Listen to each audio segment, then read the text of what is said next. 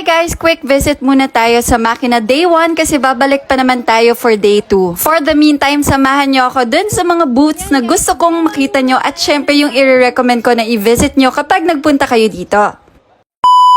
One of the booths na dapat ma-visit nyo kapag nagpunta kayo dito sa makina is the Segway brand. So it's relatively new here in the Philippines, but it's been going on in other countries for quite some time now. So they brought here the E300 SE, which is their e-scooter, and ayun siya guys. So napakaganda, napaka-sleek, and actually guys, na-try ko na yan.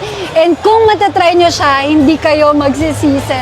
So guys, they have an exclusive promo dito lang sa makina. And that's a 10,000 discount para sa e-scooters nila. So all you have to do is make a reservation of 10,000 pesos.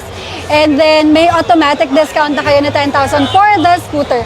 So dito lang yan up to April 28 hanggang sa last day ng Makina Moto Show. So punta kayo dito guys and try nyo din yung scooter para makita nyo. If you're interested sa e-scooters ng Segway guys, so they have on display here the N100. We also have the E300 SE, and lastly, yung ating the E110L. So ito yung makikita nyo dito sa makina, and do check out the bike guys kasi napakaganda nitong bike na to, I tell you. So yun guys, see you here!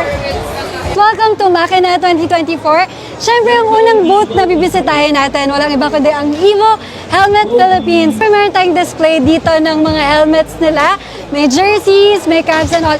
Pero ang pinakamasaya dito, pwede kayong manalo ng motorcycle. Guys, ito lang naman yung motor na pwede nyo mapanalunan kapag nanalo kayo dito sa basketball shootout ng Evo Helmet Philippines. So, ang kailangan nyo lang gawin ay makashoot as many shoots as possible sa loob ng 1 minuto. And at the third day, yung may pinakamaraming points, yun yung mag-uwi nitong motor na to. So, yun. Punta naman tayo sa ibang booth. And syempre, kung motorcycle gears naman yung hanap nyo guys, don't forget to visit Moto ACCS booth. Ayan, we have riding gears here and we also have the booths.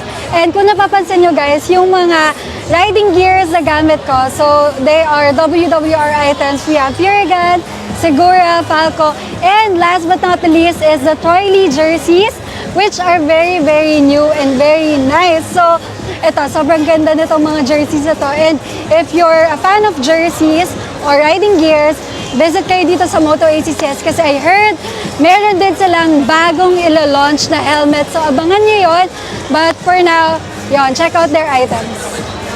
Sa lahat ng moto show, syempre hindi mawawala ang Imprint Customs guys. So nandito tayo sa Imprint Customs booth with our Imprint Customs jersey. So meron sila ditong mga limited edition na shirts, katulad nitong makina shirt na ngayon nyo lang ma-avail dito sa makina. And syempre yung mga bagong designs nila na jerseys, ayan sa likod. Pati na rin itong suot ko na napakaganda.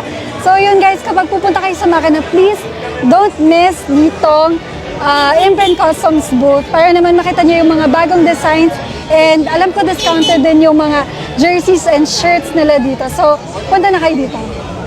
So that's it guys for my day 1 ng Makina Moto Show 2024. So marami pa guys. Tomorrow pupuntahan naman natin yung mga big bikes and motorcycles na naka-display dito.